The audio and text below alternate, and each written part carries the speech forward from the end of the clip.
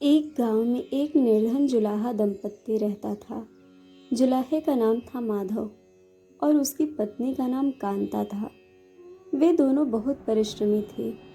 सारा दिन काम करते, सुंदर सुंदर कपड़े बनाते, किंतु उनके बने कपड़ों की उनको अच्छी कीमत नहीं मिल पाती। फिर भी जो मिलता वे उसी में संतुष्ट रहते और एक टूटी फूटी झोपड़ी में रहकर अपना जीवन व्यतीत कर रहे थे। वे बहुत संतोषी स्वभाव के थे। वह दोनों भगवान श्री कृष्ण के अनन्य भक्त थे। दिन भर के परिश्रम के बाद जो भी समय मिलता उसे वे दोनों भगवान के भजन कीर्तन में बिता देते। माधव के पास एक तानपुरा और एक खड़ताल थी।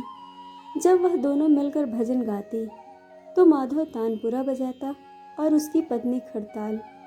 फिर दोनों भगवान के भजन में ऐसे डूब जाते कि उनको अपनी भूख प्यास की चिंता भी नहीं रहती। उन्होंने अपने दीनहीन अवस्था के लिए कभी भगवान को कोई उलाहना नहीं दिया और अपने इसी जीवन में अति प्रसन्न थे। लेकिन एक दुख उनको हमेशा सताता रहता था कि उनके कोई संतान नहीं थी। इसको लेकर वह सदा चिंतित रहा करते थे। चिंता तो थी, फिर भी दोनों सदा भगवान की भक्ति में मग्न रहते थे। इसको भी उन्होंने भगवान की लीला समझकर स्वीकार कर लिया और निष्काम भाव से श्री कृष्ण भक्ति में लीन रहने लगे। जब उनकी आयु अधिक होने लगी तो एक दिन कांता ने माधव से कहा कि हमारी कोई संतान नहीं है। कहते हैं कि संतान के बिना मुक्ति प्राप्त नहीं होती। अब हमारी आयु भी अधिक हो चली है, न जाने कब बुलावा आ जाए। मरने के बाद हमारी चिता को अग्नि कौन देगा? कौन हमारे लिए तर्पण आदि कार्य करेगा? कैसे हमारी मुक्ति होगी? माधव बोला, तू चिंता क्यों करती है? ठाकुर जी हैं ना, वही सब देखेंगे। माधव ने यह बात कह तो दी, किंतु वह भी चिंता में डूब गया। तभी उसके मन में एक विचार आया। वह नगर में गया और श्री कृष्ण के बाल रूप की एक मूर्ति ले आया। घर आकर बोला, अब तो चिंता करने की कोई आवश्यकता नहीं है। यह बाल गोपाल लेकर आया हूँ। अब से यही हमारे पुत्र हैं। अगर हम संतानहीन हैं तो यह भी इन्हीं की इच्छा है। हम इनको ही अपने पुत्र के समान प्रेम करेंगे। यही हमारे पुत्र का दायित्व पूर्ण करेंगे। माधव बोला। माधव की यह बात सुनकर कांता अत्यंत प्रसन्न हुई। उसने बाल गोपाल को लेकर अपने हृदय से लगा लिया और बोली, आप बिल्कुल ठीक कह रहे हैं। आज से यही हमारा लाला है। तत्पश्चात दोनों पति पत्नी ने घर का एक कोना साफ कर वहां उनके लिए बैठने का स्थान बनाया और एक चौकी लगाकर उस पर बाल गोपाल को विराजित कर दिया। उस दिन से जुलाहा दंपत्ति का नियम हो गया। वह प्रतिदिन बाल गोपाल को स्नान कराती, उनको धुले वस्त्र पहनाते, अपने पुत्र की तरह उनसे लाड़ लड़ाते, उन्हीं के सामने बैठकर भजन कीर्तन करते और वहीं सो जाते थे। वो दोनों अपने हाथों से बाल गोपाल के लिए सुंदर वस्त्र बनाकर उनको पहनाते, उनको खाना खिलाते, उनको झूला झुलाते और रात को उनको सुला कर ही स्वयं सोते थे। इन सब में उनको बड़ा आनंद आता। धीरे धीरे दोनों बाल गोपाल को अपने संतान के समान ही प्रेम करने लगे। बाल कृष्ण अब उनके परिवार का हिस्सा बन गए थे। कांता का नियम था कि वह रोज अपने हाथों से अपने लाला को भोजन कराती, तब वह स्वयं भोजन करती। लाला को भोजन कराते समय उसको ऐसा ही प्रतीत होता जैसे वह अपने पुत्र को ही भोजन करा रही हो। उन दोनों का निश्चल प्रेम को देखकर करुणा निधान भगवान अत्यंत प्रसन्न हुए और उन्होंने अदृश्य रूप में आकर स्वयं भोजन खाना आरंभ कर दिया। कांता जब प्रेम पूर्वक बाल गोपाल को भोजन कराती तो भगवान को प्रतीत होना मानो वह अपनी माँ के हाथों से भोजन कर रहे हों।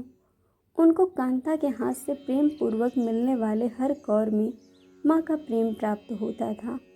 भगवान श्री कृष्ण स्वयं माँ की उस प्रेम लीला के वशीभूत हो गए, किंतु कांता कभी नहीं जान पाई कि स्वयं बाल गोपाल उसके हाथों से भोजन करते हैं। एक दिन कार्य बहुत अधिक होने के कारण कांता बाल गोपाल को भोजन कराना भूल गई। गर्मी का समय था। भरी दोपहरी में दोनों पति पत्नी कार्य करते करते थक गए और बिना भोजन किए ही सो गए। उनको सोए हुए कुछ देर ही हुई थी कि उनको एक आवाज़ सुनाई दी, मैया, बाबा, मुझको भूख लगी है। दोनों हड़बड़ा कर उठ गए। चारों ओर देखा, आवाज़ कहाँ से आई, किंतु कुछ दिखाई नहीं दिया। तभी अचानक कांता को याद आया कि आज उसने अपने लाला को भोजन नहीं कराया है। वह हड़बड़ा कर उठी और दौड़कर लाला के पास पहुंची तो देखा कि बाल गोपाल का मुंह को मिलाया हुआ है। इतना देखते ही दोनों पति पत्नी वहीं उनके चरणों में गिर पड़े। दोनों की आंखों से आंसू की धार बह निकली। कांता तुरंत भोजन लेकर आई और न जाने कैसा प्रेम उमड़ा कि उसने लाला को उठाकर अपने गोद में बैठा लिया और भोजन कराने लगी। दोनों पति पत्नी रोते जा रहे थे और लाला को भोजन कराते जा रहे थे। साथ ही बार बार उनसे अपने द्वारा हुए अपराध के लिए क्षमा मांगते जा रहे थे। ऐसा प्रगाढ़ प्रेम देखकर भगवान अत्यंत द्रवित हुए और अंतर्यामी भगवान श्री हरि साक्षात रूप में प्रकट हो गए। भगवान ने अपने हाथों से अपने रोते हुए माता पिता के आंखों के आंसू पोंछे और बोले, प्रिय भक्त, मैं तुम्हारी भक्ति और प्रेम से अत्यंत प्रसन्न हूँ। तुम जो चाहो वर मांग लो, मैं तुम्हारी प्रत्येक इच्छा पूर्ण करूँगा। इतना सुनते ही दोनों भक्त भगवान के चरणों में गिर पड़े और बोले, दया निधान, आप हमसे प्रसन्न हैं और स्वयं हमारे सन्मुख उपस्थित हैं। इसी से हमारा जीवन धन्य हो गया। इससे अधिक हमें और क्या चाहिए? इससे अधिक किसी भी वस्तु का भला क्या महत्व हो सकता है? आपकी कृपा हम पर बनी रहे, बस इतनी कृपा करना। श्री हरि बोले, यदि तुम चाहो तो मैं तुम्हारे जीवन में संतान के अभाव को समाप्त कर तुम्हें एक सुंदर संतान प्रदान करूं। यह सुनते ही माधव और कांता एकदम व्याकुल होकर बोले, नहीं भगवान, हमको संतान नहीं चाहिए। उनका उत्तर सुनकर भगवान ने पूछा, किंतु क्यों? अपने जीवन में संतान की कमी को पूर्ण करने के लिए ही तो तुम मुझे अपने घर लेकर आए थे। यह सुनकर वह दोनों बोले, प्रभु, हमको भय है कि यदि हमको संतान प्राप्त हो गई तो हमारा मोह उस संतान के प्रति बढ़ जाएगा और हम अब की तरह आपकी सेवा नहीं कर पाएंगे। उनका प्रेम और भक्ति से भरा उत्तर सुनकर करुणा निधान भगवान करुणा से भर उठे। उनके विचार सुनकर स्वयं भगवान की आंखों से अश्रु टपक पड़े। वह बोले, हे मैया, हे बाबा, मैं यहाँ आया तो था आपके ऋण को उतारने के लिए, किंतु आपने तो मुझे सदा सदा के लिए अपना ऋणी बना दिया। मैं आपके प्रेम का यह ऋण कभी नहीं उतार पाऊँगा। मैं सदा सदा तुम दोनों का ऋणी रहूँगा। मैं तुम्हारे प्रेम से अत्यंत प्रसन्न हूँ। तुमने अपने निर्मल प्रेम से मुझको भी अपने बंधन में बांध लिया है। मैं तुम्हें वचन देता हूँ कि आज से मैं तुम्हारे पुत्र के रूप में तुम्हारे समस्त कार्य पूर्ण करूँगा। तुम्हें कभी भी संतान का अभाव नहीं होने दूँगा। तुम ये तो जानते ही हो कि मेरा वचन कभी असत्य नहीं होता। ऐसा कहकर भक्त वत्सल भगवान बाल गोपाल की प्रतिमा में विलीन हो गए। उस दिन से माधव और कांता का जीवन बिल्कुल ही बदल गया। उन्होंने सारा काम धंधा छोड़ दिया और सारा दिन बाल गोपाल के भजन कीर्तन और उनके सेवा में व्यतीत करने लगे। भजन करते हुए उनको न भूख सताती न प्यास लगती। उन्होंने सभी प्रकार की इच्छाओं का पूर्ण रूप से त्याग कर दिया।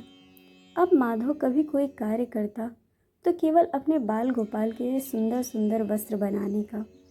उनके सामने जब भी कोई परेशानी आती तो बाल गोपाल ही एक बालक के रूप में उपस्थित हो जाते और उनके समस्त कार्य पूर्ण कर देते।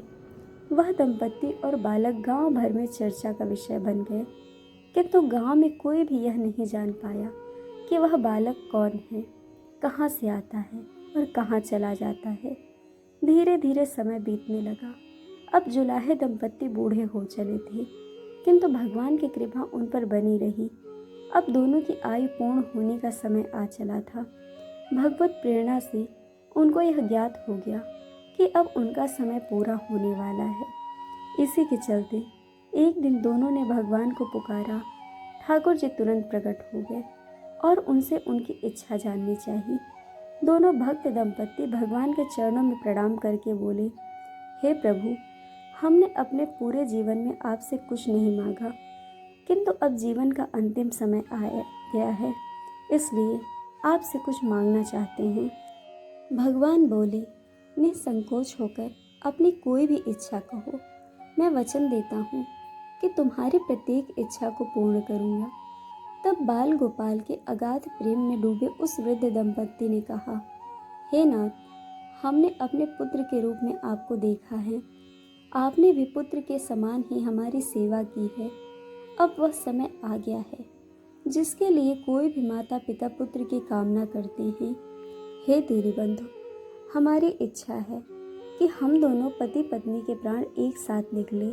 और हे दया निधान, जिस प्रकार एक पुत्र अपने माता पिता की अंतिम क्रिया करता है और उनको मुक्ति प्रदान करता है, उसी प्रकार हे परमेश्वर, हमारी अंतिम क्रिया आप अपने हाथों से कर हमें मुक्ति प्रदान करें। श्री हरि ने दोनों की उस इच्छा को पूर्ण करने का वचन दिया और बाल गोपाल के विग्रह में विलीन हो गए। अंत में वह दिन आया जब प्रत्येक जीव को यह शरीर छोड़ना पड़ता है। दोनों वृद्ध दंपत्ति बीमार पड़ गए।